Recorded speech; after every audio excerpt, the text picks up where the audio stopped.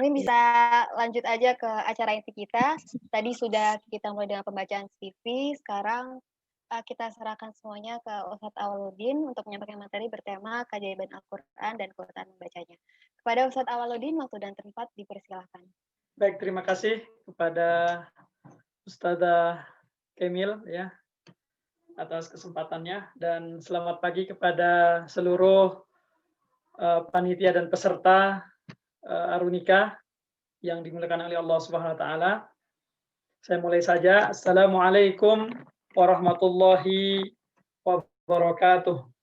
Waalaikumsalam warahmatullahi wabarakatuh. Alhamdulillahi rabbil alamin. Alhamdulillahilladzi yusabbihu lahu ma fis samawati wa ma fil ard wa huwal hakimul khabir. Alhamdulillahilladzi ja'ala al-laila libasa wan nahara ma'asha wa bana fawqana sab'an shidada. Alhamdulillahi rabbil alamin wa bihi nasta'inu ala umurid dunya wad din. Amma ba'du. Para peserta yang dimuliakan oleh Allah Subhanahu wa taala, pada kesempatan yang berbahagia ini saya akan berbicara terkait dengan tema kita, yaitu bagaimana keajaiban dan keutamaan berinteraksi dengan Al-Quran dalam segala halnya. Ya. Tentunya karena memang Arunika, khususnya program Qurannya, Qilain, kemudian membuat program kita ini agar tersuasana dengan Al-Quran. Sehingga poin-poin yang akan kita bicarakan adalah semua dalam konteks Al-Quran.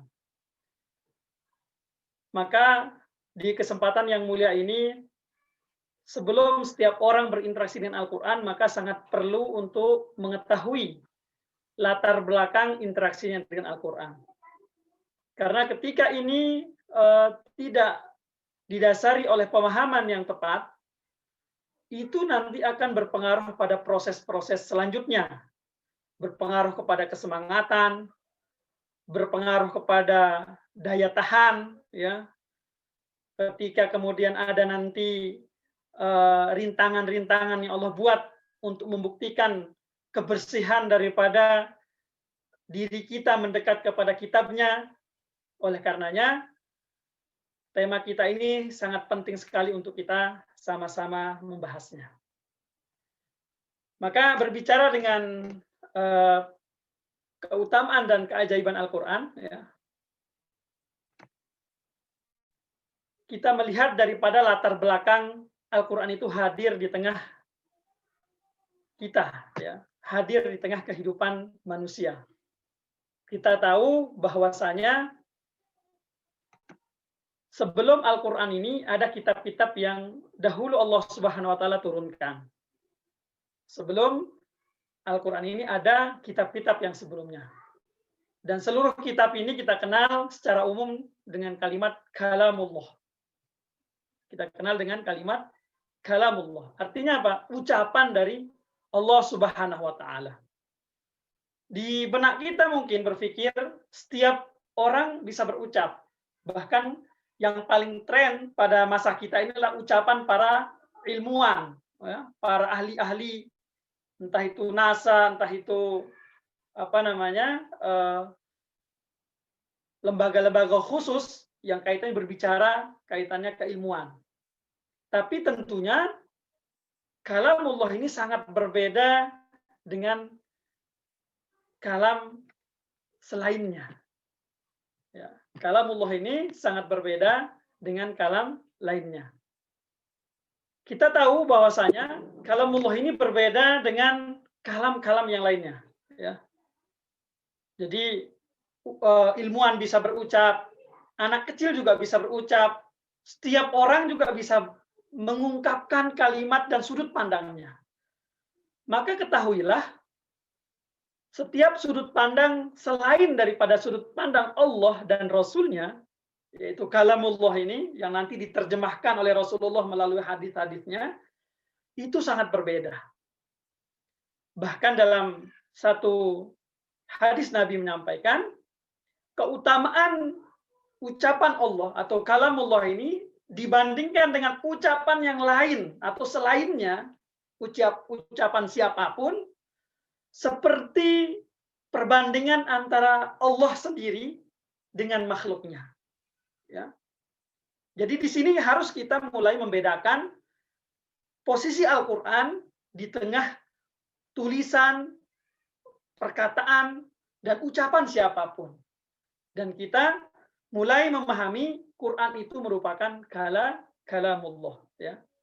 Ini poin yang pertama yang ingin saya tekankan kepada kita semua yang ingin berinteraksi dengan Al-Quran.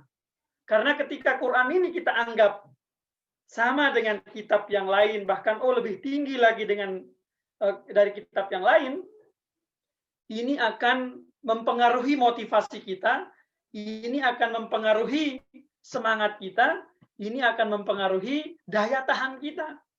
Sehingga ketika Al-Quran nanti kita ada kalimat yang kita tidak mengerti, nah kita anggap jangan-jangan ayatnya salah ini. Jangan-jangan, apalagi saya sering melihat di sosmed ya, dan kita semua yang zaman kita sekarang, pada orang-orang yang tidak memahami Al-Quran sampai mengatakan kalau saking menganggap Quran ini banyak salahnya gitu ya, bertentangan dengan ilmu pengetahuan, menurut dia ini salah seorang netizen ya, dalam cuitannya yang mengatakan kalau Tuhannya orang Islam itu turun, maka saya orang pertama yang akan mengajarkan tentang fisika dasar kepadanya. Karena Quran dianggap bertentangan dengan ilmu pengetahuan. Sehingga tadi mengungkapkan kalimat seperti itu. Itu sebenarnya menandakan ketidaktahuan mereka akan Al-Quran itu sendiri. Ya.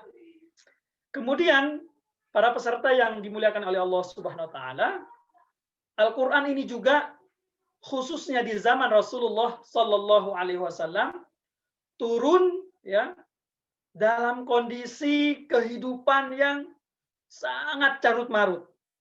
Kalau dalam ilmu psikologi ya kita mengikuti beberapa ahli psikologi ya, terutama di Bandung kan banyak ya guru-guru kita yang psikologi itu mengungkapkan satu kondisi di zaman kita ya yang disebut dengan kondisi yang penuh dengan ketidakpastian ya, penuh dengan kondisi yang tidak bisa diprediksi, kemudian juga perubahannya sangat cepat ya.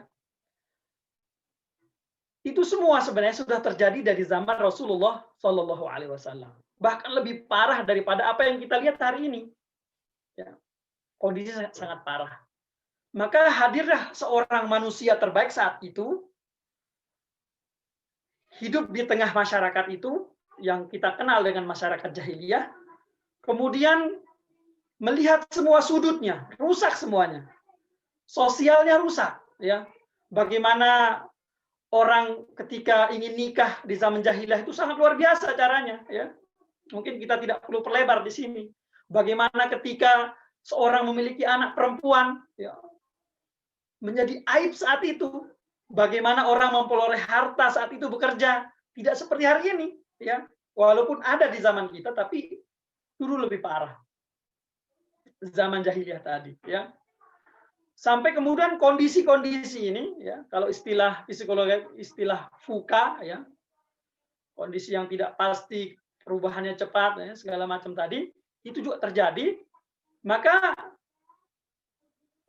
Rasulullah yang hadir saat itu sebelum diutus menjadi nabi melihat kondisi ini dan terus berpikir bagaimana kondisi ini bisa diberikan perubahan ya. Beliau berjuang dengan seluruh kemampuan beliau berpikir, usaha beliau ya, dengan usaha kemanusiaannya sebelum diangkat menjadi rasul, tapi kemudian kondisi jahiliyah tidak juga berubah. Makanya ada kondisi di mana Rasulullah uzlah, ya, uzlah itu menyepi diri, melihat Mekah dari pegunungan Sur saat itu ya, bukit yang umroh tahu bukit itu, dan di situ kita bisa melihat kota Mekah seluruhnya. Artinya apa? Rasulullah mencoba untuk think out the box. Berpikir dari luarnya, kayak gimana nih Mekah? Dari dalam kayak gini rasanya. Masalah banyak, keamanan, semuanya berantakan. Akhirnya beliau di umur-umur 38 tahun, itu uzlah pertama yang agak panjang, melihat Mekah seperti itu. Setelah mencoba menemukan jawaban, beliau turun lagi berinteraksi dengan manusia saat itu. Masyarakat jahiliyah. Tapi ternyata tidak kunjung baik, ya. Saling menghina, saling mencari, bahkan saling membunuh itu sudah biasa di sana, ya. Maka umur 39 uzlah lagi, berpikir lagi, saya udah berusaha ini dan itu. Cari solusi lagi, ya. Dilihat dari dia curahkan seluruh ide dan gagasan dan evaluasi selama beliau berinteraksi di tengah-tengah mereka. Namun di usia 39 ini juga tidak kunjung memberikan perubahan pada kondisi jahiliyah saat itu. Sampai kemudian di umur 40 tahun beliau beruzlah, ya. Kemudian ada kondisi yang luar biasa. Kita lihat perjuangan Rasul sejak belum diutus menjadi nabi tadi, dari beliau remaja sampai dengan umur 40 tahun tadi, beliau mencoba memberikan perbaikan, berusaha, tapi tidak kunjung baik, ya. Ada titik mentok dari usaha kemanusiaan itu. Maka ini disifati dalam Al-Qur'an surah Ad-Duha, wa wajadaka dhallan fahada. Allah Subhanahu wa taala mengibaratkan dengan kalimat dalam surah Ad-Duha tadi, menemukan kondisi Rasulullah dan kaumnya saat itu dalam kondisi yang tidak bisa dirubah dengan semua upaya manusia. Maka diberikanlah hidayah berupa Al-Quran. Maka saat itu baru kemudian Rasulullah mulai, dan sejak perjuangan itu 40 tahun sampai meninggal beliau sekitar 23 tahun, kondisi berubah total, ya. Walaupun di tengahnya kita perlu mungkin membaca sejarah, ya, penuh dengan dinamika, penuh dengan perjuangan, sehingga kondisi jahiliyah berubah menjadi munawwaroh, kondisi yang penuh dengan cahaya, ya. Maka kalau kita lihat dan berpikir saat ini, apa yang bisa merubah kondisi kita? Apakah usaha-usaha kemanusiaan kita, daya fikir manusia kita, ya, kemampuan teknologi kita? Maka jawabannya sungguh kita akan menemukan titik mentok sebagaimana titiknya yang ditemukan Rasulullah tadi. Ada titik mentoknya. Kalau dalam Al-Quran diibaratkan tadi kalimat dolla, kalimat mentok, ya. Nah, hadirnya Al-Quran itu memberi perubahan seperti itu. Maka semangat ini yang harus ada pada diri kita, semangat untuk memberi perubahan baik pada diri kita maupun kehidupan kita.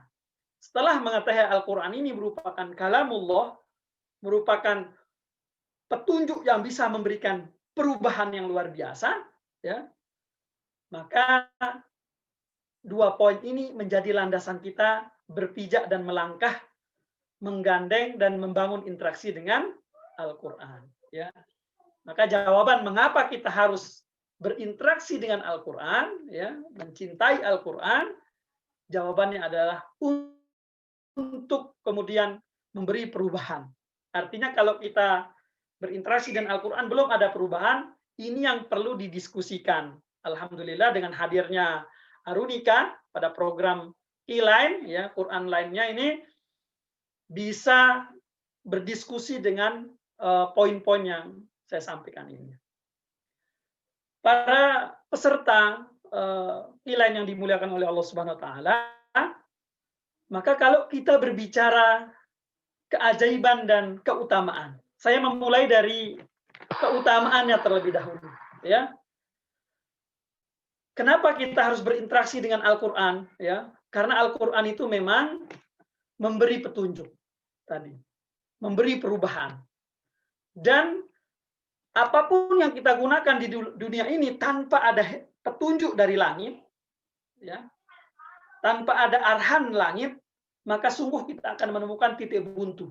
jalan buntu, ya, atau dolla. Orang Indonesia mengartikan dolla ini tersesat, tapi sebenarnya maknanya luas. Ya, namanya juga bahasa Arab, ya, memiliki makna-makna lebih. Maka dolla di sini titik mentok yang tidak akan mampu melewati pagar pembatas itu kecuali dengan petunjuk. Maka hadirnya Al-Qur'an adalah sebagai petunjuk. Sebagaimana dalam surah Al-Isra ini, ya, bahwasanya Quran itu memberi petunjuk kepada jalan yang lurus, ya. Kemudian dalam hadis dikatakan, kalau kita berbicara dalam konteks keimanan, Quran ini nanti akan memberikan syafaat. Iqra'ul Quran fa innahu ya'ti yaumal qiyamah syafi'an li ashabi. Memberi syafaat. Apa itu syafaat? Yaitu penolong, ya. Kalau ada kalimat sekarang yang lagi tren, ya, di sosmed itu adalah orang dalam kita di akhirat. Nah, jadi Quran itu orang dalam kita di akhirat. Kayak di Indonesia, kalau mau ngapa-ngapain, kalau ada orang dalam agak enak, gitu, ya. Maka Quran ini bisa memberi syafaat, ya. Ini keutamaannya. Kita bisa memastikan ada yang membantu kita di akhirat di saat satu pun tidak ada yang berani membantu. Karena posisi Quran ini adalah kalamullah. Berbeda dari makhluk, ya. Dia bukan makhluk, tapi dia ucapan dan perkataan Allah Subhanahu wa taala. Peserta yang dimulakan oleh Allah Subhanahu wa taala, Quran juga ini dalam ayat-ayat yang disebutkan, ya, misalnya dalam surah Al-Maidah, sebagai cahaya yang nyata memberi bimbingan kepada manusia, ya. Dan juga mengeluarkan kita dari kondisi kegelapan jahiliyah, ya, minaz zulumati ilan nur. Kenapa Allah ucapkan firman yang ini? Karena memang seluruh manusia tidak akan lepas dari dua sifat, yaitu az-zulm, kegelapan dunia ini yang membuat kita seperti ini.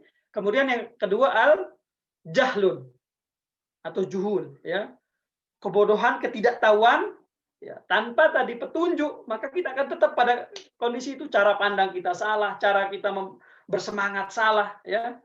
Kalau kemudian tidak merapat dengan wahyu, ya. Ini kemudian hal yang penting yang menjadikan Quran itu sangat layak untuk kita berdampingan dan membangun interaksi dengannya. Kemudian Al-Quran ini juga tidak memiliki kesalahan dalam penulisannya, ya. Atau misalnya ada orang yang coba-coba merubahnya, misal kita sudah capek-capek hafal Quran, udah capek-capek ngaji Quran, ya ternyata yang kita kaji salah, ada revisinya, ada perubahannya, ada perbaikannya, ya. Sebagaimana buku-buku yang kita temui, ya, hari ini kan kalau kita baca, nanti akan ada di halaman depannya, ya, cetakan sekian, perbaikan dari sebelumnya, revisi segala macam. Tapi Quran tidak akan ada orang yang kemudian bisa merubah dan membengkokkannya, ya.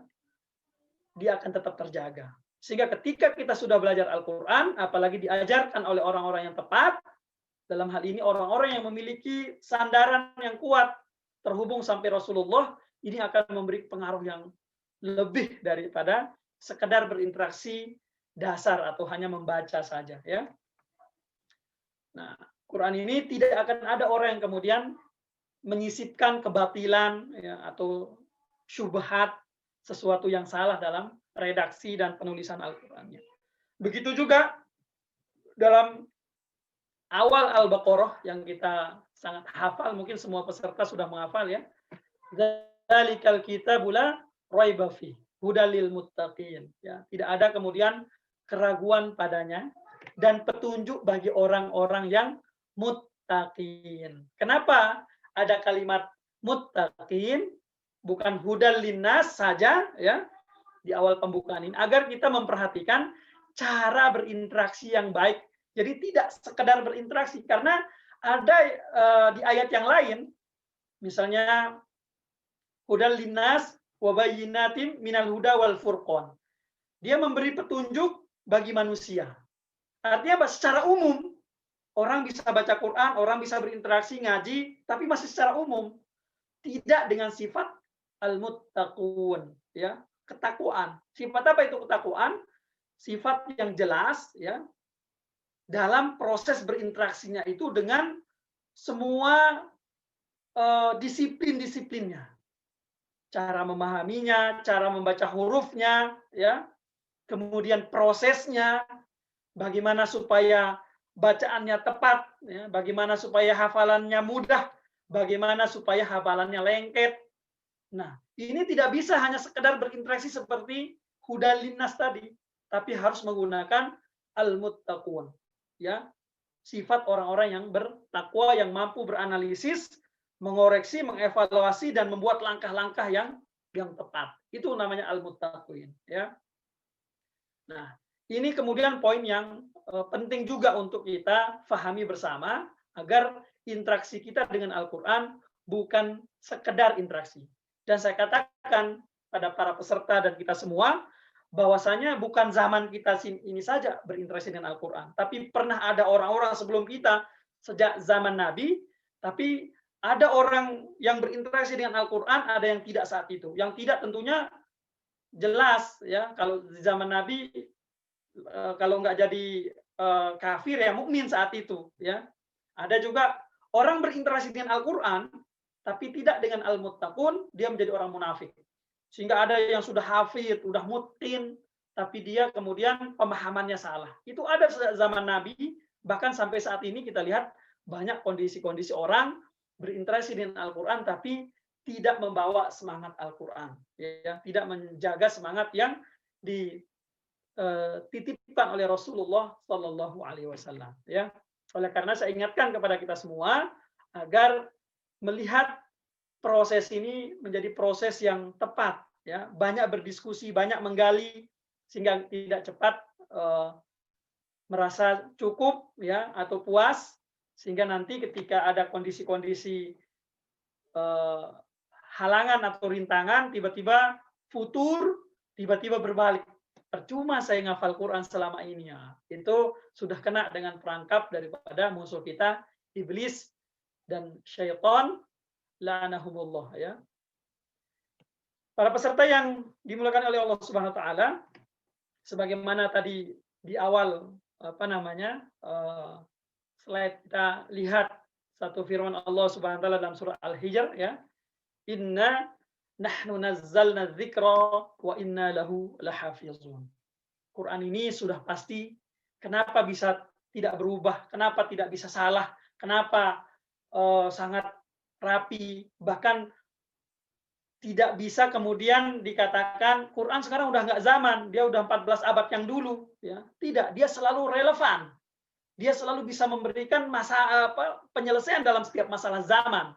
Cuman masalahnya adalah manusia yang hidup di zaman itu bisa nggak merepresentasikan atau mengambil Quran itu menjadi petunjuknya, ya. Terkadang karena kurang dekat dengan Al-Quran, ya akhirnya Quran hanya sekedar menjadi ritualitas. Jago ngaji, jago ini, bacanya bagus, hafalannya bagus, tapi tidak memberikan jawaban kepada zamannya. Ini juga kita hindari, ya. Karena Allah Subhanahu wa taala dalam firman ini menegaskan tentang Al-Quran ini bahwasanya dijaga, ya. Baik, peserta yang dimuliakan oleh Allah Subhanahu wa taala, saya akan terus di sini menyampaikan terkait dengan keutamaan, ya. Karena memang kita membuat forum agar suasana Quran kita hidup lagi, ya. Manusia ini dimanapun dia hidup, maka apa yang dekat dengan panca inderanya akan mempengaruhi dirinya. Kalau pinggir-pinggirannya atau orang-orang di sisi-sisinya ini berbicara hal-hal yang lain, maka dia akan menggantungkan hal yang lain, ya. Maka di sini kita berbicara banyak terkait dengan Al-Quran. Salah satu hadis yang begitu masyhur, terkenal, ya, sangat mudah juga dihafal, sudut pandang Allah Subhanahu wa taala dan Rasulnya itu ternyata Al-Quran. Khairukum man ta'allamal Quran wa 'allamah. Sebaik-baik kalian adalah yang belajar Al-Quran dan mengajarkannya, ya.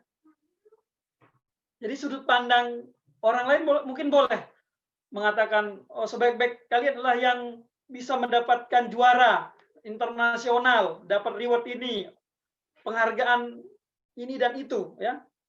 Tapi dari sudut pandang Allah dan Rasul-Nya, ya sebagai pemilik kehidupan ini, Quran merupakan parameter ukuran yang dijadikan baik atau tidaknya kita, ya. Maka ketika kita mengharapkan kebaikan dan Allah ingin kita ada kebaikan, Allah akan dorong kita, Allah Subhanahu wa taala akan buka pintu-pintu yang mendekatkan kita dengan Al-Qur'an. Dan sebaliknya, ketika kita ditinggalkan oleh Allah Subhanahu wa taala karena sikap kita, karena keangkuhan kita, terutama kesombongan, ini hal yang paling Allah benci, ya. Kesombongan, kemudian juga sifat egois. Ini dua hal, sikap egois yang memunculkan masa bodoh, kemalasan. Ini dua sikap yang Allah nggak suka, dan dua sikap ini yang membuat iblis ini tidak mengikuti perintah Allah Subhanahu wa taala ketika diminta bersujud, aba wastakbar. Yaitu enggan, ya, enggan artinya malas, kemudian egois, ya, wastakbar, kemudian memunculkan dirinya menjadi orang yang sombong. Maka Quran juga ketika kita tinggalkan karena sikap-sikap kita tadi, maka kita akan dipertemukan sama orang-orang yang berbicaranya nggak jelas, ya, atau minimal yang membuat kita hanya melihat dunia ini saja tanpa kemudian bisa melihat akhirat, seolah-olah akhirat itu tempat yang mengerikan, ya, sehingga kita begitu indah menikmati dunia ini, ya. Ini ketika Allah meninggalkan kita dan tidak memberikan kita petunjuk. Tadi sebaliknya, ketika Allah sayang sama kita, Allah akan dekatkan orang-orang yang akan berbicara tentang kemuliaan Al-Quran. Maka dalam hadis yang lain dikatakan, innallaha yarfa'u bihadzal kitab aqwaman wa yadh'u bihi akharin. Dengan kitab ini Allah Subhanahu wa taala akan mengangkat satu kaum dan merendahkan satu kaum, atau meninggalkan atau tidak diberikan kasih sayangnya, ya. Maka ini hadis sangat pendek, tapi kemudian memiliki dan membangun pemahaman yang sangat luas dalam diri kita. Perlu kita banyak-banyak berpikir kaitannya dengan hadis ini. Selanjutnya, para peserta yang dimuliakan oleh Allah Subhanahu wa taala, Al-Qur'an ini kalau dalam satu hadis ini, ya, lebih baik daripada dunia dan seisinya. Artinya orang yang mungkin melihat dunia begitu bernilai, Rasulullah mengajak kita untuk bisa menggunakan rasional duniawi kita untuk dekat dengan Al-Quran. Maka di sini ada pengumpamaan, ya. Dikatakan di sini barang siapa yang membaca 2 ayat dari Kitabullah lebih baik daripada 2 unta. 3 ayat lebih baik daripada 3 unta, 4 ayat lebih baik daripada 4 unta. Begitu seterusnya sesuai dengan jumlah ayat yang kita baca, diibaratkan dengan unta. Unta ini perwakilan daripada satu hal yang sangat dihargai dan dinilai berharga saat itu, yang orang berlomba-lomba untuk bisa dapat unta sebanyak-banyaknya saat zamannya Rasul. Maka Rasul mengajak rasionalisasi otaknya seperti itu. Maka artinya di zaman kita hari ini, apapun yang kita anggap bernilai, itu sebanding ibaratnya, ya, rasionalnya. Kalau kita bandingkan, misalnya satu mobil Lamborghini sama dengan 1 ayat. Lebih baik 1 ayat ini daripada sekedar 1 mobil Lamborghini. Atau juga apa yang kita anggap berharga, itu 1 ayat itu selalu lebih baik, ya. Kalau seandainya kita menganggap dunia ini adalah kita bisa miliki, sesungguhnya 1 ayat lebih baik daripada dunia dan seisinya. Ini makna dari hadis ini, agar kita bisa, terkadang otak kita kalau diajak untuk berbicara akhirat belum nyampe, maka diajak berbicara rasional, ya. Kemudian para peserta yang dimuliakan oleh Allah Subhanahu wa taala, ya, dalam hadis yang lain juga dikatakan, kalau kita suka nabung, kalau kita suka ngumpulin barang yang nanti kita akan kaget di akhirnya gitu dengan apa yang kita kumpulkan, maka ketahuilah Al-Qur'an itu juga merupakan pengumpul pahala yang cepat. Karena apa? Rasulullah bersabda, siapa yang membaca 1 huruf dari Al-Quran, maka baginya 1 kebaikan. Ya. Satu kebaikan yang dilipat gandakan 10 kali lipat. Dan di sini Rasulullah mencontohkan, aku tidak mengatakan alif lam mim. Alif lam mim ini bukan satu huruf, tapi Rasul menjelaskan lagi, alif itu satu huruf, lam itu satu huruf, dan mim itu satu huruf. Artinya baru baca 3 huruf ya dapat 30 kebaikan. Apalagi lebih ikhlas, maka akan semakin tinggi apa yang didapatkan. Ya. Peserta yang dimuliakan oleh Allah Subhanahu Wa Taala. Ya. Kalau Anda seorang bisnismen, suka berbisnis, ketahuilah Al-Quran itu akan kemudian menjadikan Anda tidak akan pernah rugi. Tidak akan pernah rugi di sini, bisa jadi maknanya memberi keberkahan pada setiap usaha kita. Ya. Memberi keberkahan pada setiap usaha bisnis kita. Atau juga makna yang lebih jauh, bahwasanya semua potensi usaha dan aktivitas yang kita lakukan untuk Al-Quran sebagai satu sikap kita berniaga dengan Allah, sudah dipastikan di akhirat kita tidak akan pernah rugi akan apa yang kita lakukan, kita usahakan, kita korbankan selama kita di dunia. Ya, oleh karenanya sampai dengan ayat ini sudah kemudian memberikan penjelasan yang sangat luar biasa kepada kita untuk terus membangun interaksi dan bersemangat dekat dengan orang-orang yang punya komitmen dengan Al-Quran. Termasuk juga dalam kelas kita ini, dalam program kita, program Quran ya, Q-Line di Arunika ini. Ya. Kemudian hadis selanjutnya, ya, perumpamaan orang yang membaca Al-Quran sementara dia telah menghafalkan, maka dia akan bersama malaikat yang mulia lagi benar. Ya. Dan perumpamaan yang membaca dalam kondisi berusaha keras, ya, terbata-bata, penuh perjuangan, maka dia akan mendapat 2 pahala. Ya. Pahala dari bacaannya dan pahala dari usahanya. Jadi semua hal ketika kita berinteraksi dengan Al-Quran ini dihitung oleh Allah Subhanahu Wa Taala. Innallaha la yudhi'u ajral muhsinin. Allah tidak akan menyia-nyiakan berkerutnya dahi kita, ya, menyerengutnya alis kita gara-gara kita susah gitu ya. Apalagi sampai otak kita pusing, nanti pahala pusing itu akan kita dapatkan di akhirat. Dan kita ketika dapat pahala pusingnya karena Al-Quran, nanti kita berharap kepada Allah, ya Allah, seandainya aku lebih pusing lagi dengan Al-Quran ketika aku hidup dulu. Karena kita tahu pahalanya kayak gitu. Apalagi bisa sampai jago, mahir, memiliki sanad Al-Quran, amalan-amalannya selalu berlandaskan Al-Quran. Ini nanti ya di kehidupan dunianya ma'as safaratul kiramin baroroh. Di dunia ditemenin, bahkan di alam kubur juga ditemenin oleh Al-Quran. Ya. Bahkan ada malaikat khusus yang kemudian menemani orang yang memiliki komitmen selalu terikat dengan Al-Quran. Jadi ada malaikat khusus ketika kita dicabut nyawa kita, ketika kita berada di alam kubur, ya semua orang meninggalkan kita, ketika kita nanti dibangkitkan, itu ada malaikat yang nemenin kita. Ya. Maka Masya Allah, Subhanallah, ya. Ini suatu hal yang harus kemudian sama-sama kita sambut dengan motivasi yang tinggi. Ya. Di hadis selanjutnya, Rasulullah SAW dari sahabat Anas bin Malik radhiyallahu an, ya, menyampaikan satu hal yang menjadi poin penting dalam juga kita berinteraksi dengan Al-Quran. Dan sangat berharga sekali. Ketika Rasulullah menyampaikan, Inna lillahi ahlina minan nasi. Ya.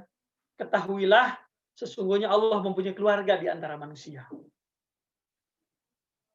Kemudian saat itu para sahabat bertanya, wa manhum ya Rasulullah. Ya. Qalu manhum ya Rasulullah. Maka Rasulullah menegaskan di situ, hum ahlul Quran, ahlullah wa khasatuh. Penghafal Quran, orang yang berinteraksi dengan Al-Quran, tidak putus-putus, ya. Walaupun mungkin di dunia dia tidak hafid atau tidak hafizah, ya, tapi dia kehidupannya itu nggak bisa lepas di Al-Quran. Yang ngajarinnya, ya merojaahnya, ya apa namanya, ngafalinnya, ya, memperbaiki bacaannya, mencari peluang-peluang di tengah kehidupan ini untuk menyelipkan aktivitas Al-Quran, maka di hadapan Allah, di sisi Allah Subhanahu wa taala, dia akan dianggap, ya, dan diberikan legalitas menjadi keluarga Allah. Bayangkan, ya. Di sini kemudian Allah mengakui mereka menjadi keluarganya. Semoga kita semua kemudian diberikan kesempatan untuk terus berinteraksi dan masuk ke golongan keluarganya Allah Subhanahu wa taala, bahkan juga dikatakan sebagai wa khassatuh, ya, sebagai orang-orang yang spesialnya. Kemudian sebelum saya berbicara keajaiban Al-Quran, maka ini hadis terakhir terkait dengan keutamaan, yaitu orang yang berinteraksi dengan Al-Quran, ini kelak di akhirat akan diberikan kemuliaan yang luar biasa. Ya. Yaitu ketika Quran melihat orang ini sudah ditemenin dari alam kuburnya, di dunia ditemenin terus, ya, di alam kubur ditemenin terus, di hari berbangkit, hari penimbangan, sampai Quran itu sudah memastikan kita masuk surga. Jadi kita sudah berada di surga, tapi Quran tetap aja bilang, ya Rob, irdi anhu, ya, wahai Tuhan, muliakan dia, ya, ridhoi dia, maka Allah meridhoinya. Kemudian nggak cukup dari itu, tetap dibilang, ya Tuhan, muliakan lagi, diberikanlah kemuliaan dengan diberikan mahkota khusus dari Allah untuk keluarganya ini, ya. Bahkan juga diberi balasan atas semua perjuangan dia menjaga hafalan atau menjaga tilawahnya, yaitu dengan satu ayat itu akan diberikan satu tingkatan surga. Artinya satu ayat itu dinilai oleh Allah dengan satu tingkat surga. Dan ini merupakan satu hal yang luar biasa, ya. Oleh karenanya, ya, para peserta yang dimuliakan oleh Allah Subhanahu wa taala, kiranya hadis-hadis ini bisa memberikan kita kesemangatan. Namun ada hal yang lebih membuat saya pribadi, ya, terperangah ketika menemukan satu arahan terkait dengan interaksi kita dengan Al-Quran, ya. Ini kita akan bahas hadis ini, bahwasanya orang yang berinteraksi dengan Al-Quran, dalam hadis ini disebutkan, inna hadzal Quran ma'dubatullah fata'ammalu fataqabbalu ma'dubatahu mastata'tum. Jadi Quran itu dalam kehidupan dunia kita diibaratkan oleh Rasulullah sebagai hidangan, ma'dubah. Agar kita melihat Quran ini bukan sesuatu yang mengerikan, bukan sesuatu yang menyia-nyiakan. Selayaknya nafsu kita melihat hidangan, bagaimana dia bergelora. Harusnya juga kita melihat Al-Quran ketika benar cara kita berinteraksi, maka Quran ini akan kita lihat seperti itu, ya. Kemudian yang lebih penting dari itu, wa inna hadzal Quran huwa hablullah. Kalau di ayat pertama tadi,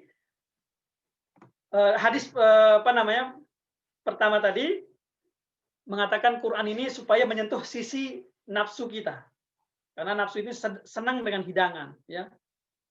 Tapi di ayat kedua ini Allah ingin menyentuh sisi spiritual kita, yaitu spiritual yang terikat dengan langit. Wa inna hadzal Quran huwa hablullah.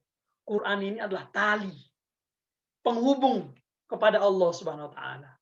Sehingga semakin membangun hubungan kita Allah, semakin kuat juga tali kita kepada Allah, ya.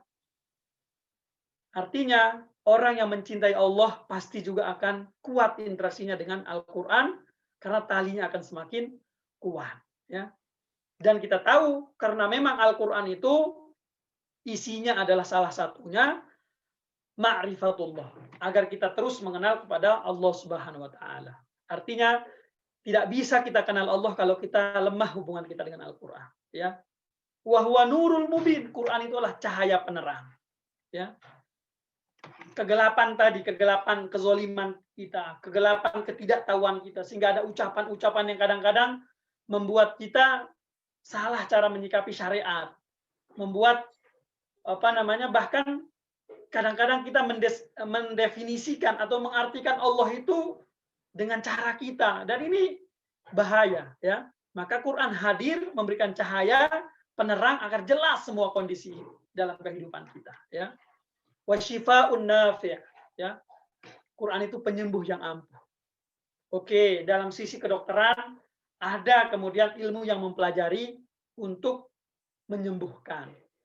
Tapi kemudian Quran bukan berarti menghapus ilmu kedokteran dan cukup Quran kita baca kita sembuh misalnya, ya.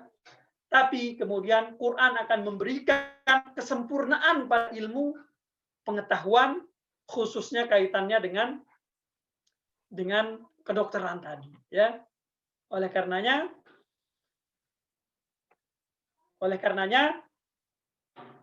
bukan kemudian kita salah mengartikan, ya.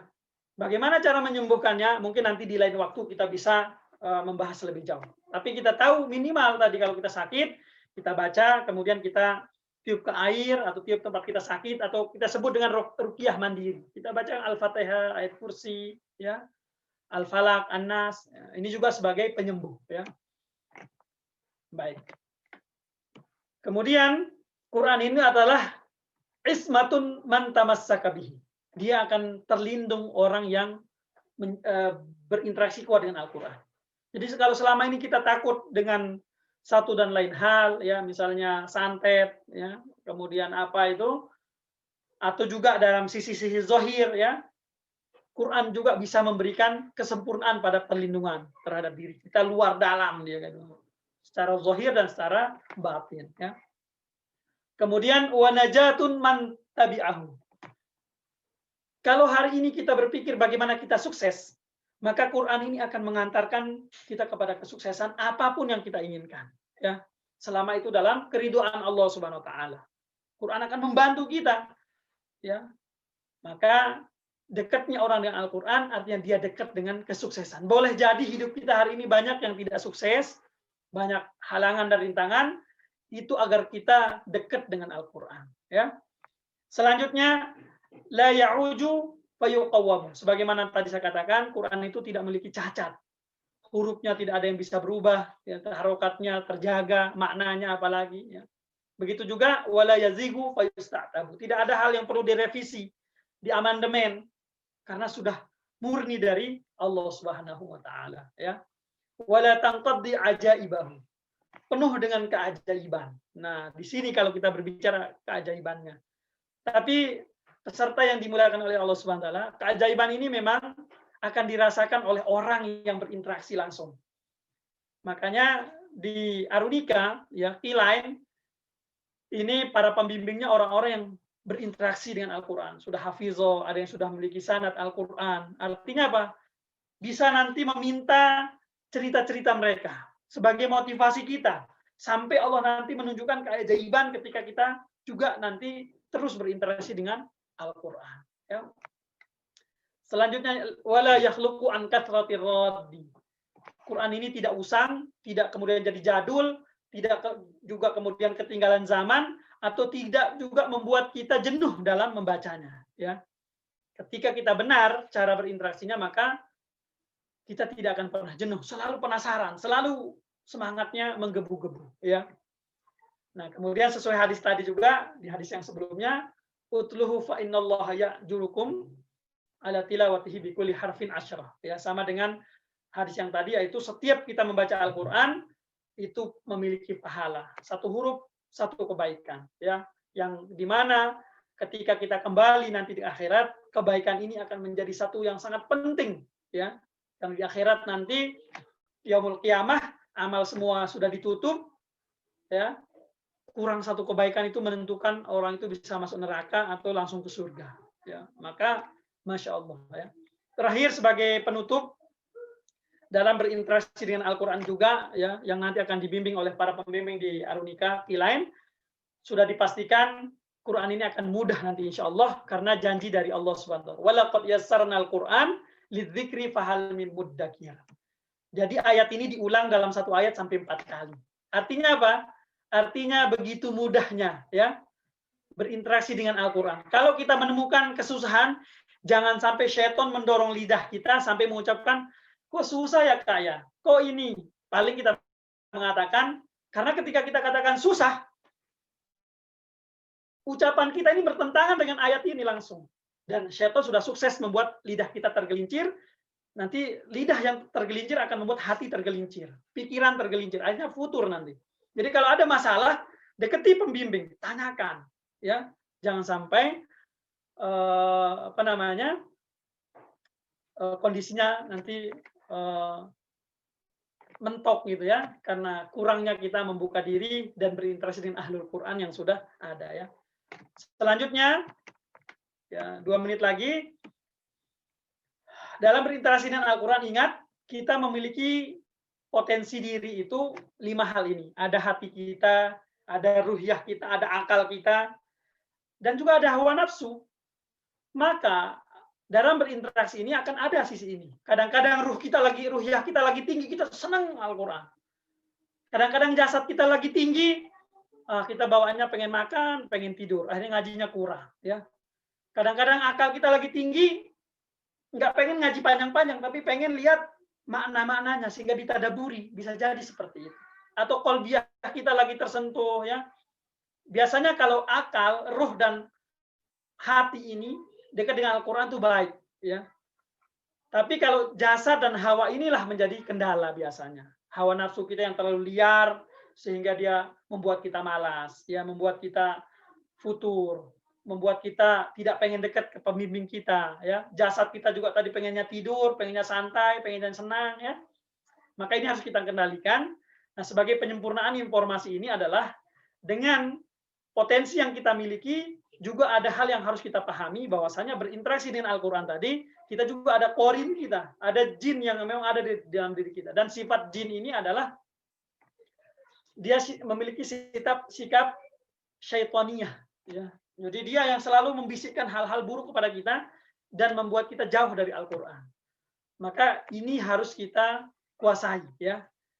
Korin ini dari bangsa jin, kalau syaitan ada dari bangsa manusia. Artinya apa? Ada orang-orang juga dekat sama kita, ternyata membuat kita nggak semangat ke Al-Quran. Maka ini perlu kita jaga diri kita. Dan operator dari semua hal ini iblis. Artinya apa? Dalam skenario aktivitas kita, baik hal yang kecil sampai hal yang besar berinteraksi dengan Al-Quran, itu tidak lepas daripada poin-poin yang ada di sini. Maka dalam berinteraksi ini pesan saya terakhir, perbanyaklah kemudian perbaiki lingkungan kita dan perbanyak zikir kepada Allah, sholawat kepada Rasulullah Sallallahu Alaihi Wasallam. Itu kiranya yang bisa saya sampaikan pada kesempatan yang singkat ini. Mohon maaf apabila ada kesalahan.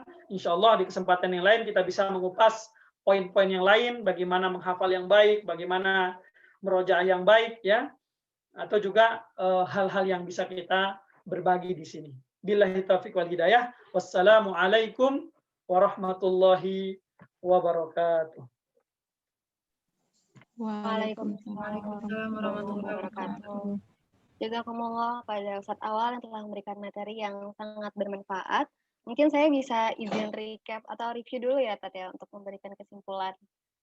Jadi mungkin teman-teman tadi ada yang baru gabung atau mungkin kelewatan, tadi Ustadz telah menyampaikan beberapa hal tentang tema kita tentang hari ini, itu keajaiban Al-Quran dan keutamaan membacanya.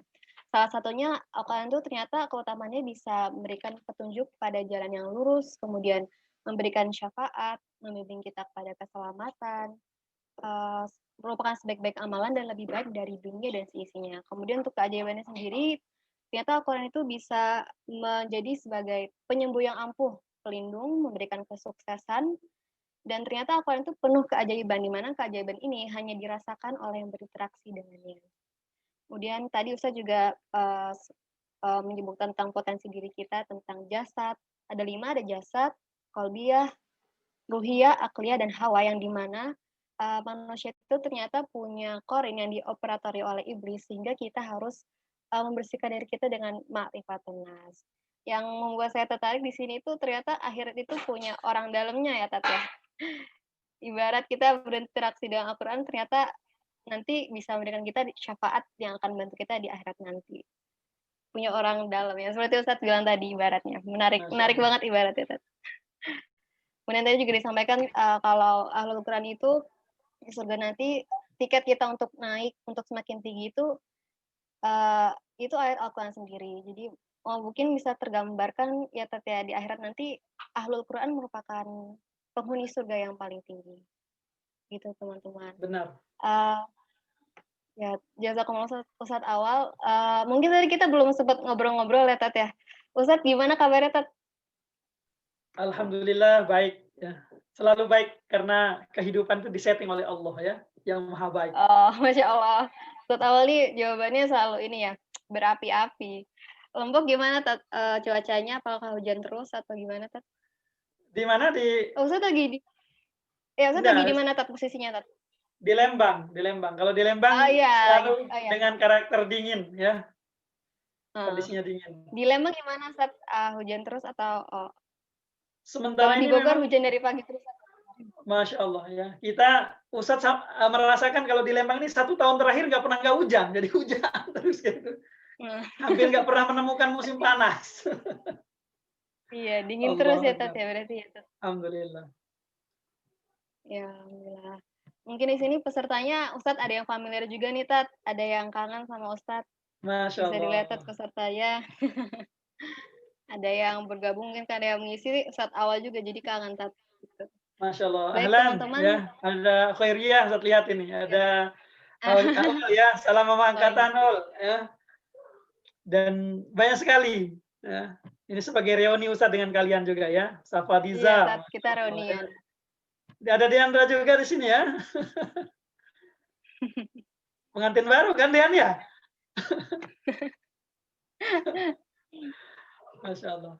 Ahlan, ahlan. Oke, baik Ustadz dan teman-teman, selanjutnya kita masuk ke sesi tanya jawab. Di sini kita menampung 3 pertanyaan.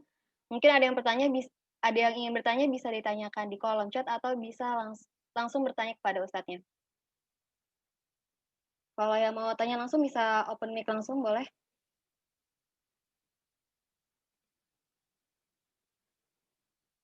Ada yang ingin bertanya?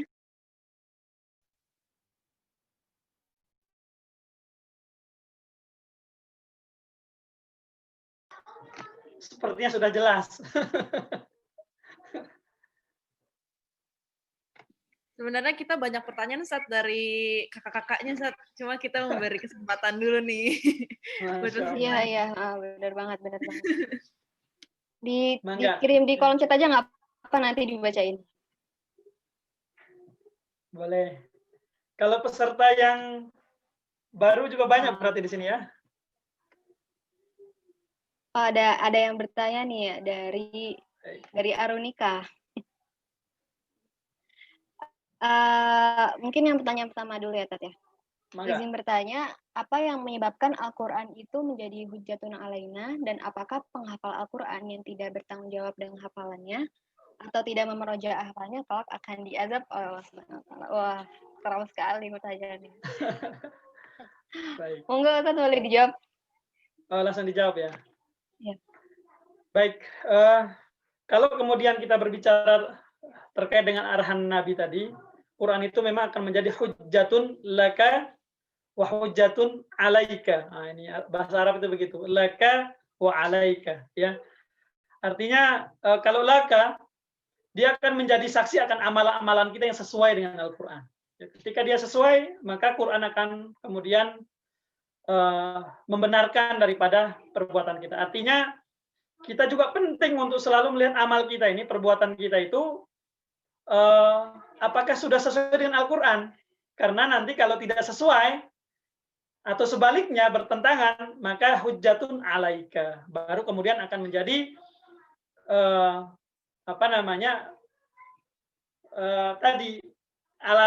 perbuatan kita itu menjadi alasan Quran kemudian memberatkan kita di akhirat ya, karena bertentangan. Lalu kaitannya nanti apakah Al-Quran itu khususnya orang yang berinteraksi ini akan ada azab ya dengan Al-Quran. Memang sih seluruh orang yang berinteraksi dengan Al-Quran itu akan terbagi menjadi 3 ya. Itu ada dalam surah Fatir ya. Yaitu ada orang yang wa minhum zalimun li nafsih. Jadi setelah dia berinteraksi dengan Al-Qur'an, mereka zalim terhadap dirinya sendiri. Udah tahu bunyi-bunyi Al-Qur'an, ayat-ayatnya mengarahkan kemana ya, malah kemudian melakukannya. Nah, itu zalim. Sehingga yang diadab adalah kezalimannya. Ya, yang diadab adalah kezaliman yang muncul tadi. Ya. Kemudian juga ada orang nanti yang muqtasid, orang yang tengah-tengah. Ya, artinya kadang baik, kadang enggak. Mungkin kebanyakan umat manusia hari ini kali ya. Karena dalam satu hadis Nabi mengatakan nanti di akhir zaman itu akan ada kondisi manusia itu wa yusbihu mu'minan wa yumsi kafiron. Ya. Dalam pagi hari dia beriman, tapi di sore hari dia sudah jadi kafir, ya. Bukan lagi mukmin, tapi kafir, ya. Mungkin kalau kita yang sekarang, ya, kita nggak sampai kafir lah, ya. Tapi nggak stabil gitu ya. Kadang-kadang pagi, oh kayaknya berapi-api imannya gitu. Sore down lagi, ya. Bahkan lebih parah dari itu akan terjadi di akhir zaman ini, ya. Maka akan ada juga kondisi penghafal Quran seperti itu, ya. Kemudian yang ketiga, penghafal Quran ada yang sabiqum bil khairat biiznillah. Orang yang sangat terdepan dalam kebaikan dan itu semua karena izin dari Allah Subhanahu wa taala, ya. Artinya apa? Kasih sayang Allah ini untuk dia memang seperti itu. Sehingga semua arahan Al-Qur'an ini menjadi amal dia. Nah, kalau sudah seperti ini tentunya sangat baik, ya. Tapi tentunya ada kalimat biiznillah. Kalau Allah takdirkan kita seperti itu, jangan sombong karena itu atas izin Allah Subhanahu wa taala. Tapi di ujung ayat ini yang membuat kita senang, selama kita tetap berpegang dengan Al-Qur'an, walaupun tadi kita diazab dengan kezaliman kita atau kondisi ketidakstabilan kita, ya. Pada akhirnya ketiga golongan yang tetap berinteraksi dengan Al-Qur'an ini semuanya tetap masuk surga.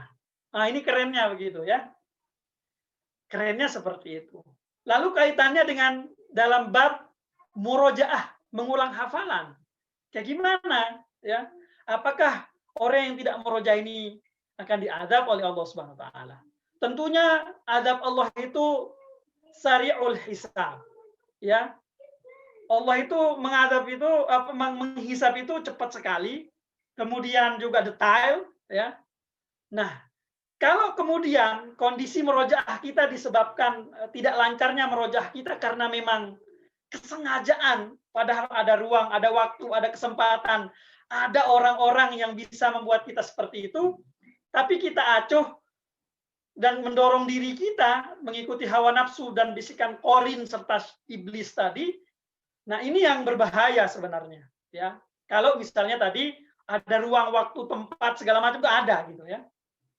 Tapi kalau merojaah itu disebabkan karena, jadi ada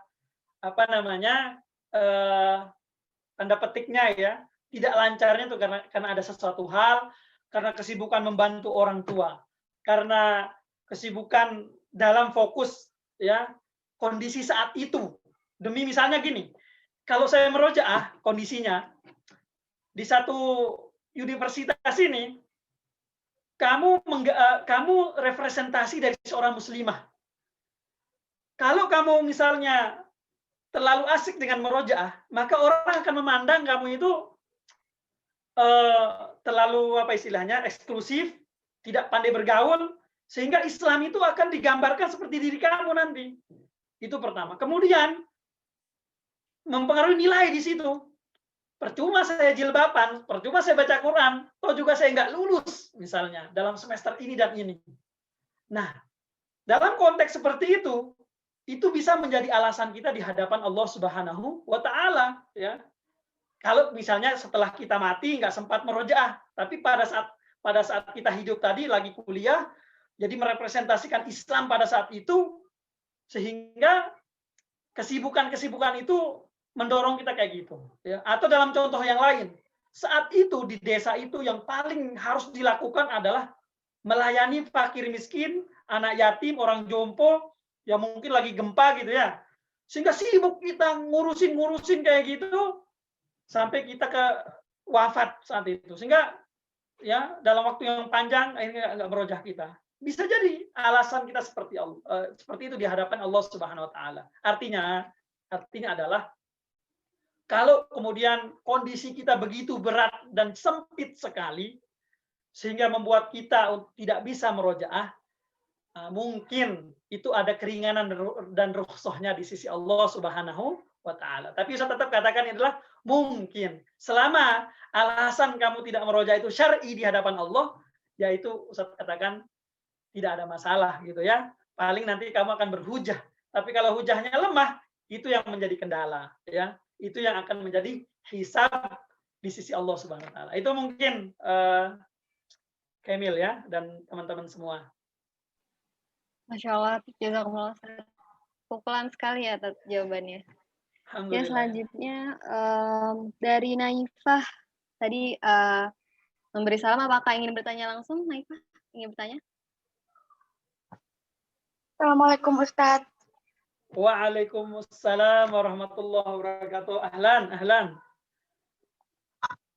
Saya mau nanya, kalau misalnya nih ya, saya sudah siap buat ngafal Al-Quran.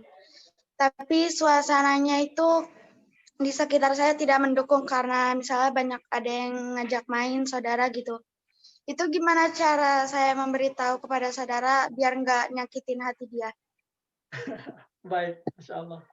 Pertanyaan yang luar biasa ya, sangat dalam.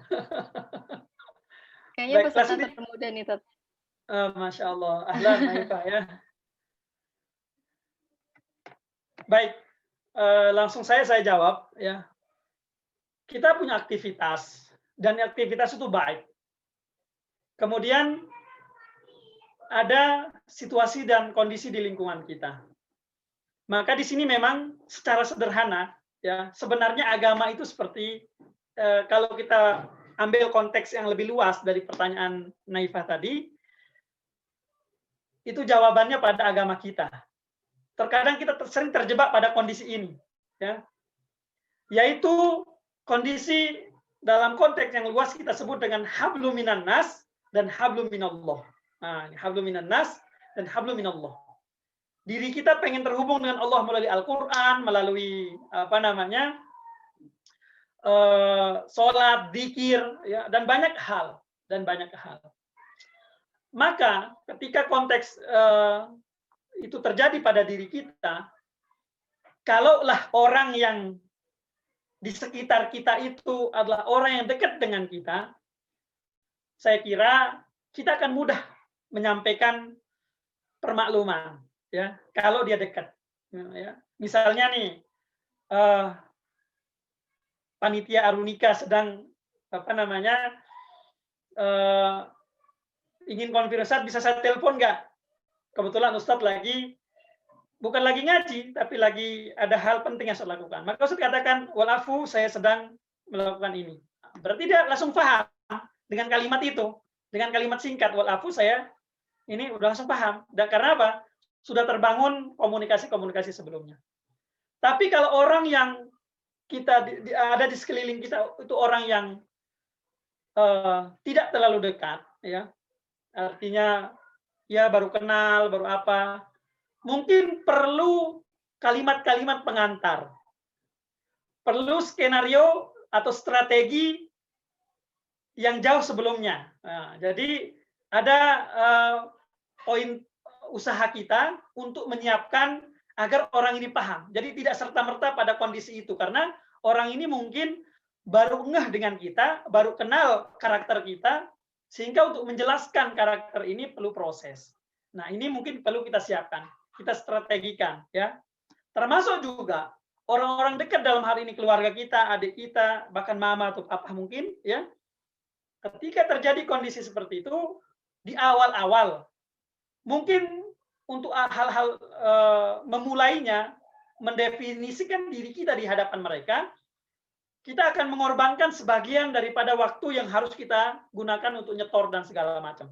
Akhirnya kita katakan, kita ngobrol dulu, kita katakan ya Pak, lagi ini segala macam.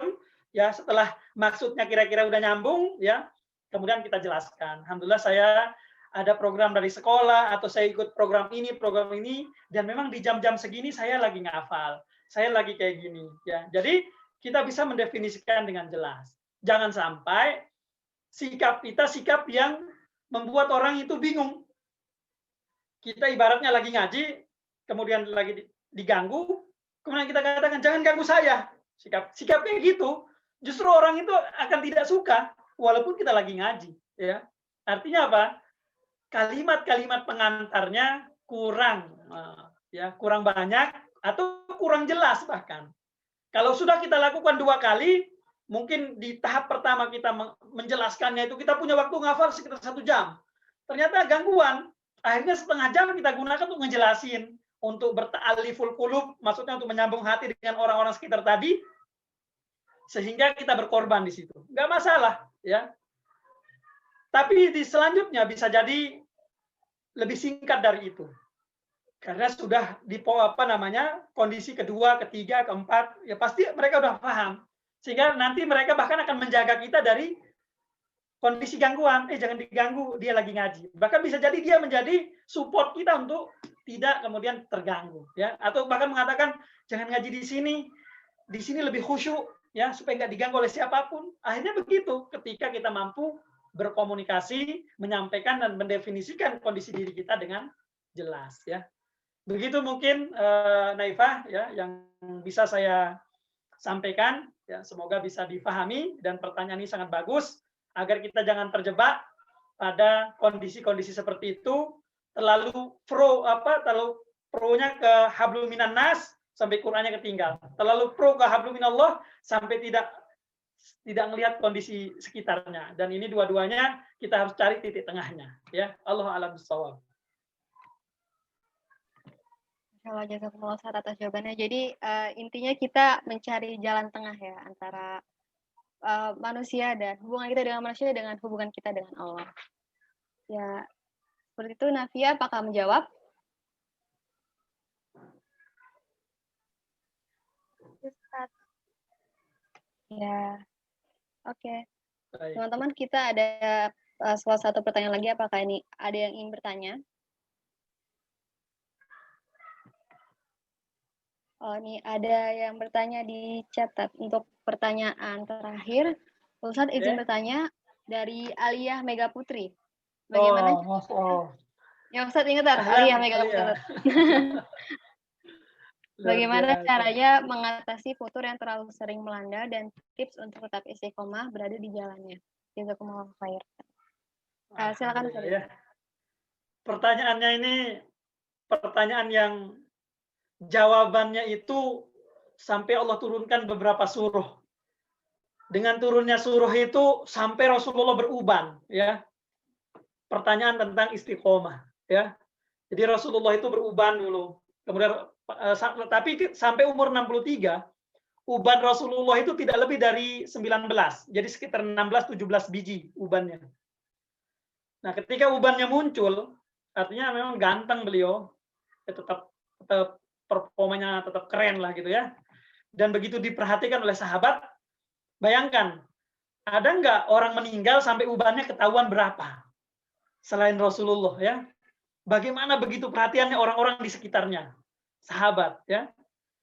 Nah, saat pertama kali uban beliau muncul, ditanya oleh sahabat, ya Rasulullah, kenapa rambutmu beberapa helai ini memutih, ya. Maka Rasul menjawab, sesungguhnya Hud, Yunus, dan beberapa saudaranya membuat saya beruban. Maksudnya surah Hud, surah Yunus, ya, dan beberapa ayat yang kandungan di situ kaitannya dengan poin istiqomah, terutama di situ. Itu yang membuat pikiran Rasulullah itu sangat terkuras, ya, sehingga mempengaruhi fisik beliau. Nah, pertanyaan dari anakku, ya, Alia Mega Putri, ya, juga membuat Ustadz harus menyampaikan ayat tadi, cerita tadi. Lalu bagaimana agar kita tetap terjaga? Sederhananya Ustadz katakan, kalau kita pahami sirah Rasulullah, kehidupannya di tengah-tengah sahabat, apalagi lebih dalam lagi, ya, sampai perintilan-perintilan sirahnya itu kita pahami dengan dalam, insya Allah itu akan menjaga kita dari futur.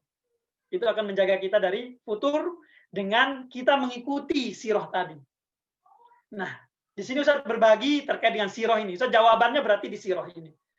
Yaitu Rasulullah itu bagaimana beliau membangun kesolehan tidak hanya pada personal orang, ya, atau personal dirinya sendiri.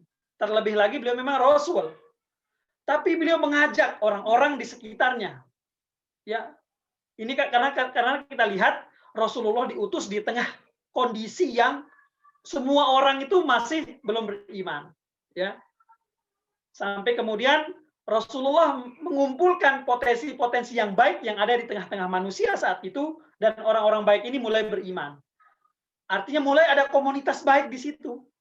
Ya, komunitas orang-orang baik. Dan juga di saat itu juga beriman, ya.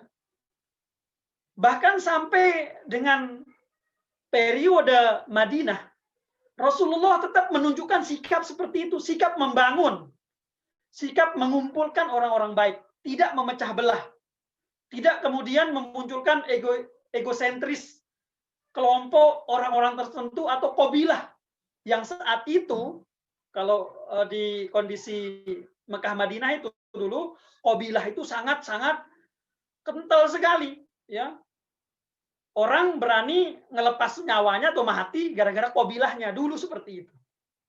Tapi kemudian Rasulullah itu merangkul mereka untuk membangun komunitas baik dan kebaikan bersama. Makanya kalau kita sedikit bertadabbur dengan Rasulullah ini, apa kurangnya Rasulullah? Maksud Ustadz, apa memang orang-orang seperti sahabat Abu Bakar, Umar, Utsman, Ali, Khalid bin Walid, Bilal ini memang perlu sekali di sisi Rasul? Bisa kita katakan, kalau secara spiritual, bisa saja Rasulullah tidak memerlukan manusia yang lain. Cukup dia dengan Allah, mau apa saja bisa. Tinggal doa, tinggal Allah bantu, malaikat-malaikat tinggal diperintahkan atas izin Allah. Karena keutamaan beliau adalah keutamaan di atas seluruh nabi, di atas seluruh rasul, ya. Tapi yang dilakukan Rasulullah sejak beliau berada di Madinah membangun komunitas tadi, artinya apa? Jangan jauh-jauh dari orang baik. Jangan jauh-jauh dari orang yang berbicara baik. Jangan jauh-jauh dari orang yang bersikap baik, walaupun menemukan hal-hal yang kurang di antara mereka. Jangan sampai kekurangannya itu membenarkan kita untuk bisa lebih dekat kepada orang-orang yang akan merusak cara kita berpikir, merusak sikap kita. Ya, kesalahan-kesalahan, kekurangan teman-teman kita yang baik itu menjadi alasan dan motivasi kita meninggalkan mereka dan dekat dengan orang-orang yang semerawut. Ya, nah ini yang dilakukan Rasulullah. Dan sikap ini ketika di Madinah, Rasulullah ketika ada masalah selalu bertanya, bagaimana kita sekarang? Apa pendapat engkau? Apa ini? Ya, contohnya pada perang Uhud. Rasulullah kan bisa saja, ya Allah, bagaimana yang terbaik? Apakah aku keluar Madinah atau tetap bertahan di Madinah? Ya Allah, bantu saya. Bisa saja begitu doanya tanpa harus musyawarah, dan saya yakin para sahabat akan ngikutin. Tapi yang dilakukan adalah membangun orang-orang sekitarnya agar terlibat dalam kebaikan. Makanya ditanya, apa yang kita lakukan di perang Uhud? Rasulullah sendiri, secara analisis beliau, ya, beliau pengen bertahan di Madinah. Tapi ternyata ada kelompok anak-anak muda saat itu yang sangat semangat pengen berjuang, ya, sehingga mengatakan kita jemput musuh kita nggak boleh mundur, kita langsung ke tempat medan perang. Maka usulan mereka dalam rapat Rasulullah itu Rasulullah terima. Ya udah,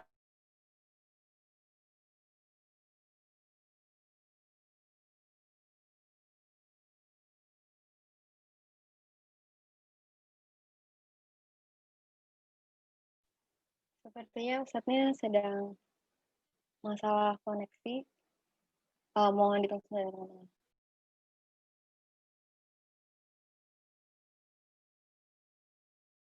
Nggak apa-apa, sudah biasa masalah koneksi. Tenang saja.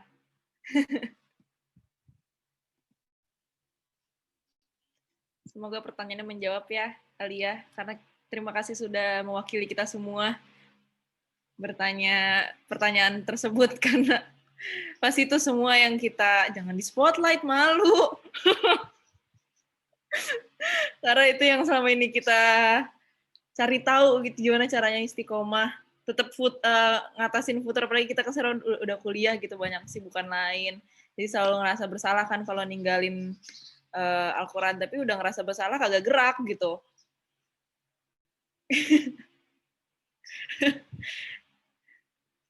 Kita sambil menunggu Ustadz. Oke, sudah kembali Ustadz.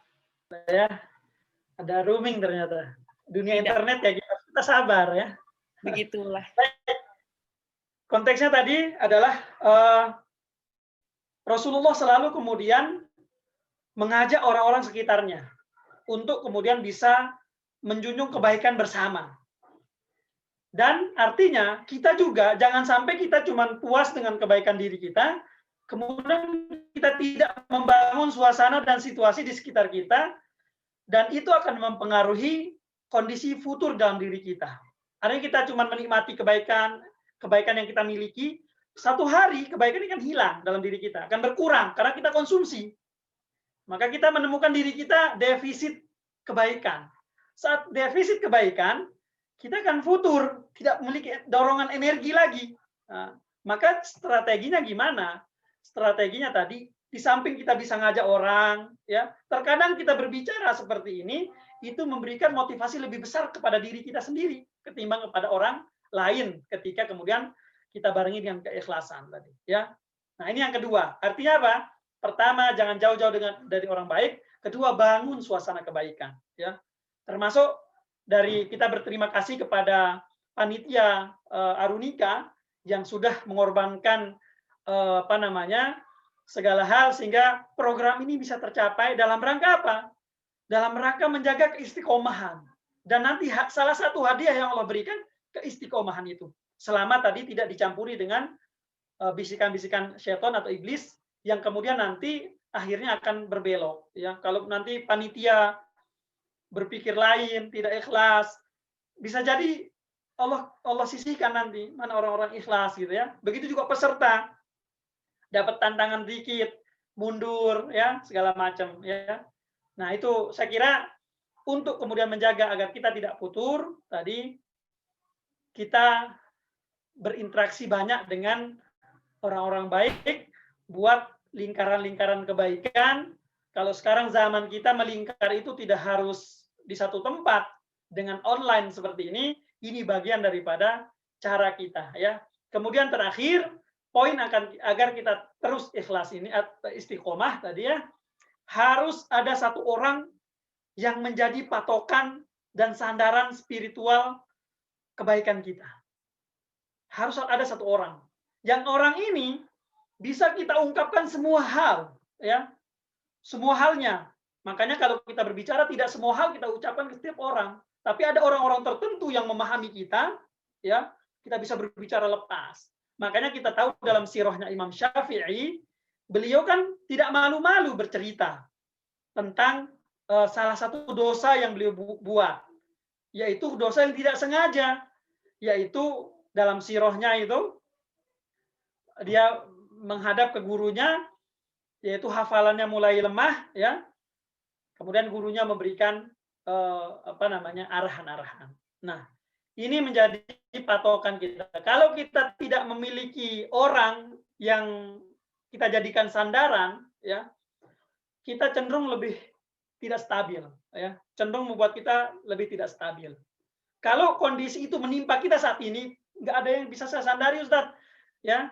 Apalagi belum nikah nih, saya nggak bisa bersandar ya, kecuali yang udah nikah ya. Nggak ada yang bisa saya sandari ini ya. Nah, maka perbanyak sholawat, ya, perbanyak sholawat kepada Rasulullah Shallallahu Alaihi Wasallam. Makanya ada satu kitab khusus itu terkait dengan bagaimana kebaikan kita selalu bisa istiqomah dan tidak futur. Kalimatnya begini.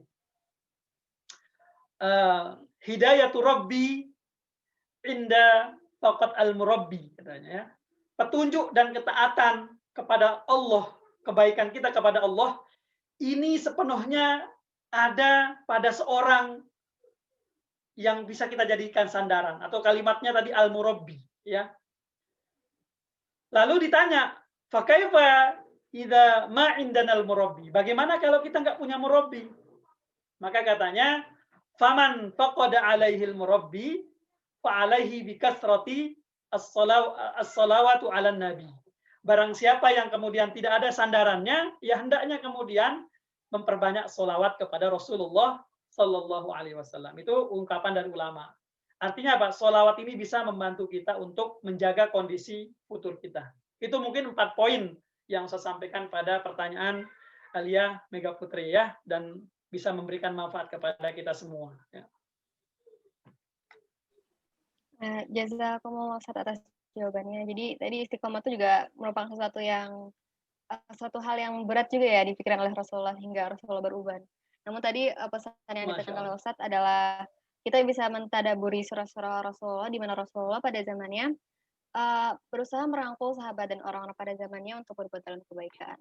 Jadi pesannya lagi kita kalau bisa berinteraksi dengan orang-orang yang baik sehingga membuat lingkaran-lingkaran kebaikan. Gitu ya. Apakah menjawab, Alia? Sangat menjawab, alhamdulillah. Terima kasih, Ustadz. Alhamdulillah, bitaufik indallah. Ya. Khadijah mau nanya, Khadijah?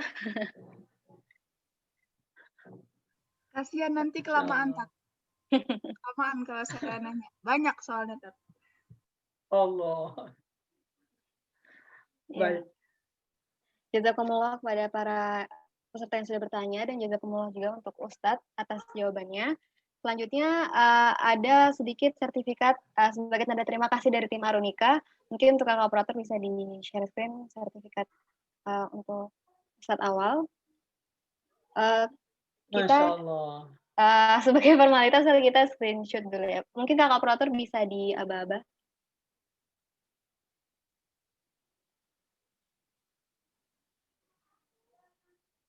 Kakak operator. Oke, aku aja. 1, 2, 3. Oke. Udah ya. Jazakumullah Ustaz. Selanjutnya untuk para peserta boleh di on cam dulu, kita foto bareng sama narasumber kita hari ini. Ayo yang belum on cam, yang masih mati kameranya dibuka dulu, kita foto bareng sama Ustadznya.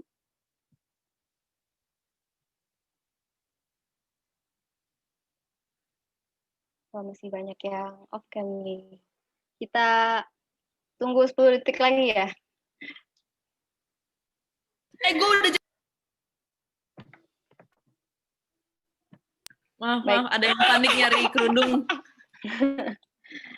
Ya, ada lagi yang mau on cam biar bisa kita foto bareng-bareng. Oke. Mungkin kakak operator bisa diaba-aba lagi. Oke, slide 1 dulu ya. Silakan senyum bergaya secantik mungkin ya. 1, 2, 3. L. Oh, L. Oke. Oke, ini ya L. 1, 2, 3. Oke. Untuk slide kedua ya sekarang ya. Slide kedua, yuk. 1, 2, 3. Sip. Terima kasih. Udah. Jazakumullah untuk para peserta dan juga Ustadz atas materinya yang sangat bermanfaat dan sangat menaikkan api motivasi kita ya untuk terus berinteraksi dalam Al-Quran dan melakukan kebaikan. Mungkin Ustadz ada kata-kata dan pesan-pesan terakhir Ustadz sebelum meninggalkan room? Baik, terima kasih atas panitia kesempatannya dan juga kepada para peserta. Semoga ruang interaksi kita pada virtual seperti ini tidak terbatas dengan kondisi bahkan juga tidak terbatas dengan waktu ya. Kita terus berinteraksi, berkomunikasi dalam hal-hal kebaikan khususnya dengan Al-Qur'an, dan harapannya ya Al-Qur'an ini bisa memberikan perubahan sebagaimana perubahan yang diberikan oleh Rasulullah di zamannya ya. Kita tahu kondisi kita tidak separah kondisi Rasulullah saat itu, kondisi jahiliyahnya gitu ya. Sekarang sudah banyak orang beriman, sudah banyak hafid, sudah banyak, tinggal kita yang kurang itu adalah kebersamaan kita. Saling mampu untuk menerima dengan kekurangan apapun ya, dan saling memotivasi untuk terus berbuat baik yang pada akhirnya nanti memberi perubahan dan kita bisa mengantarkan zaman kita ini zaman yang mengikuti kebaikan yang ada di zaman Nabi ya, sehingga nanti kita enak ceritanya di akhirat, yaitu zaman kita bisa seperti itu kita pertanggungjawabkan di hadapan Allah Subhanahu wa taala ya. Itu saja, artinya kita tidak berhenti di sini, terus untuk membangun komunikasi sampai akhir hayat kita. Itu saja mungkin. Ya, Masya Allah, jazakumullah khairan Ustadz. Ustadz, kalau ingin meninggalkan room boleh silakan. Kami persilakan Ustadz. Baik, terima kasih. Mohon maaf atas segala hal yang salah. Assalamualaikum warahmatullahi wabarakatuh. Waalaikumsalam. Ormawa dapat dimulai dan Terima kasih Baik. banyak Ustaz. Terima kasih banyak Ustadz. Baik teman-teman, jangan leave dulu ya. Mungkin teman-teman tahu saudara-saudara kita yang sedang mengalami bencana di beberapa daerah seperti Kalimantan dan Sulawesi. Nah, selanjutnya dari tim Arunika bakal ada sosialisasi dari tim sosial Arunika mengenai penggalangan donasi. Kepada Kakak Hanam, waktu dan tempat dipersilakan. Terima kasih waktunya. Bismillahirrahmanirrahim. Assalamualaikum warahmatullahi wabarakatuh. Halo teman-teman semua. Kenalin, aku Hana Mufida. Di sini sebagai perwakilan sosial tim dari Arunika Project. Pengen minta waktu teman-teman sebentar, boleh ya? Seperti yang sudah kita ketahui, kita lihat dari berita, dari internet, dari sosial media, Indonesia sedang berduka. Saudara-saudara kita yang tinggal di daerah Sulawesi Barat dan Kalimantan Selatan sedang mengalami musibah. Mereka sedang diuji oleh Allah dengan lewat bencana alam yang terjadi di sana, seperti banjir dan gempa. Oleh karena itu, di sini kami, tim Arunika Project, melangsungkan penggalangan dana donasi yang bekerja sama dengan ACT, yang insya Allah akan langsung disalurkan ke saudara-saudara kita di sana. Di sini kami berharap teman-teman semua bisa berkontribusi dalam kegiatan donasi kali ini. Nah, kontribusi teman-teman itu bukan hanya dari lewat uang yang teman-teman berikan, tapi bisa juga melalui bantuan teman-teman untuk men-share informasi donasi ini. Bisa lewat men-share poster, lewat SG teman-teman, SW teman-teman, atau lewat sosial media yang lain. Atau juga misalnya teman-teman punya banyak grup nih di Line, di WhatsApp, teman-teman bantu kita buat share Jarkom. Jadi supaya informasi tentang donasi ini semakin tersebar luas, dan insya Allah yang ikut donasi semakin besar. Nah, bagi teman-teman yang ingin berdonasi melalui uang, teman-teman bisa langsung mentransfer uangnya ke rekening atau OVO di nomor yang sudah tertera di layar kaca handphone atau laptop teman-teman. Nah, bagi teman-teman yang sudah mentransfer, jangan lupa untuk melakukan konfirmasi ke kontak person yang ada di layar kaca teman-teman juga nih.